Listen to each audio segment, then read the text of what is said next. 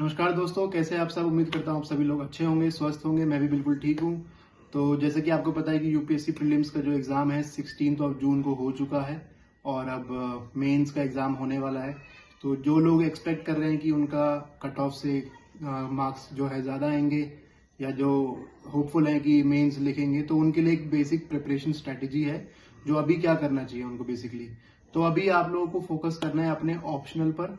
हाँ जी, क्योंकि आपने देखा होगा कि प्रीलिम्स से आपने 1-2 महीने पहले अपना ऑप्शनल की प्रिपरेशन बंद कर दी होगी। तो अभी इस टाइम है अपना ऑप्शनल दोबारा शुरू करने का।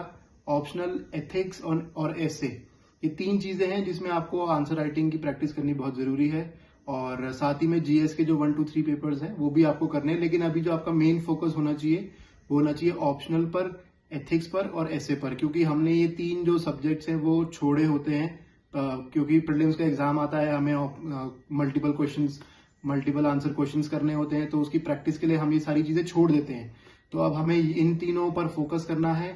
आप कोशिश कीजिए कि दिन में आप मेजॉरिटी टाइम आप ऑप्शनल को दीजिए और ऑप्शनल के साथ साथ आप उसमें आंसर राइटिंग की प्रैक्टिस जरूर कीजिए।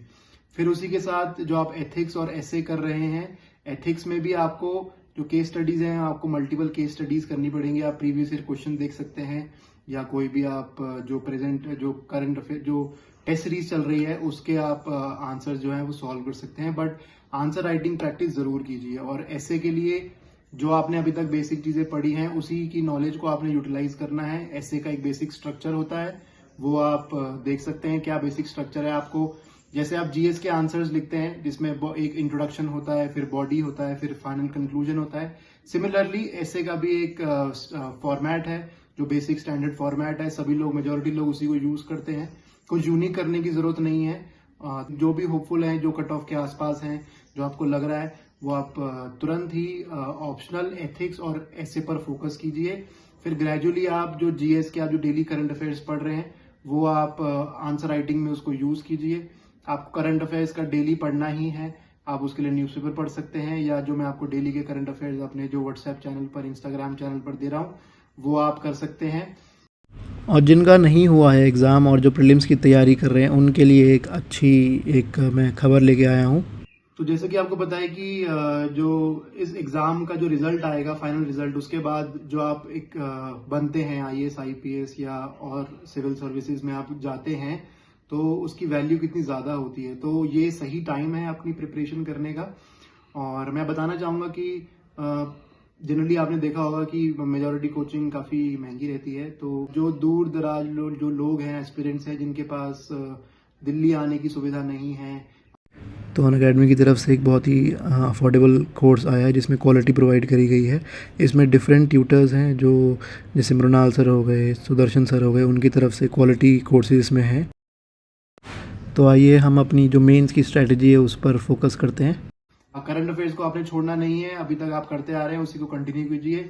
उसी की नॉलेज को आप यूटिलाइज करेंगे अपने जीएस के आंसर्स में, अपने ऑप्शनल के आंसर्स में, अपने एथिक्स और एसए के आंसर्स में। तो करंट अफेयर्स एक बहुत ही इंपॉर्टेंट रोल प्ले करता है हमारे सारे सब्जेक्ट्स को कवर करने के लिए। आप देखेंगे कि प्रीवियस ईयर क्वेश्चंस अगर आप उठाएंगे जीएस 1 2 3 के, तो काफी क्वेश्चंस, मेजोरिटी क्वेश्चन, इनफैक्ट 60 से 70% क्वेश्चंस जो हैं वो करंट अफेयर्स बेस्ड आते हैं। तो आपको करंट अफेयर्स बिल्कुल भी नहीं छोड़ना है।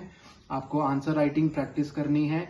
जो आपने प्रीलिम्स में जो स्टैटिक सिलेबस है हमारे, इकोनॉमिक्स, एनवायरमेंट, पॉलिटी, हिस्ट्री, वो आपने धीरे धीरे कंटिन्यू करना है। आप बिल्कुल ही उसमें जो मेन फोकस है वो 3 सब्जेक्ट्स पर होना चाहिए, क्योंकि हमने वो 3 सब्जेक्ट्स अभी छोड़े हुए हैं जस्ट बिकॉज की प्रीलिम्स हमारा नजदीक था।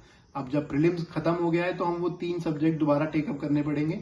उन पर फोकस करिए, साथ में करंट अफेयर्स फोकस करिए और जीएस के जो स्टैटिक सब्जेक्ट्स हैं उसके साथ आप उनकी आंसर राइटिंग प्रैक्टिस कीजिए। आंसर राइटिंग प्रैक्टिस करने का सिंपल तरीका है, आपने जो पुराने ईयर के क्वेश्चंस हैं या जो कोई भी आप कोई भी आप टेस्ट सीरीज उठा सकते हैं, जो मॉक टेस्ट हो रहे हैं जिनके, आप वो सॉल्व कीजिए। आप उनके आंसर की देखिए और उसके साथ अपने आप आंसर्स को कंपेयर कीजिए। आपको एक टाइम लिमिट के अंदर अपने आंसर्स को कंप्लीट करना है, तो इसलिए आपकी प्रैक्टिस होनी बहुत जरूरी है।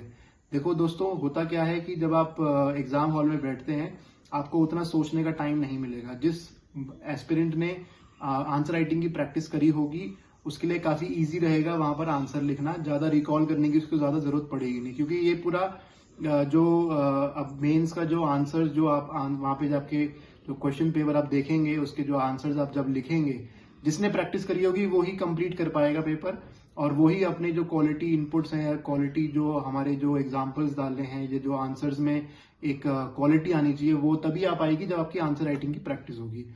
तो आप अभी से आंसर राइटिंग की प्रैक्टिस शुरू कर दीजिए। आप जो पहले हो चुका है प्रीलिम्स में कि अच्छा नहीं हुआ, या मेरा ये क्वेश्चन कुछ गड़बड़ लग रहा है, या मैं शायद हूं नहीं हूं, आप वो चीजें छोड़िए, आप साथ में प्रिपरेशन शुरू कर दीजिए।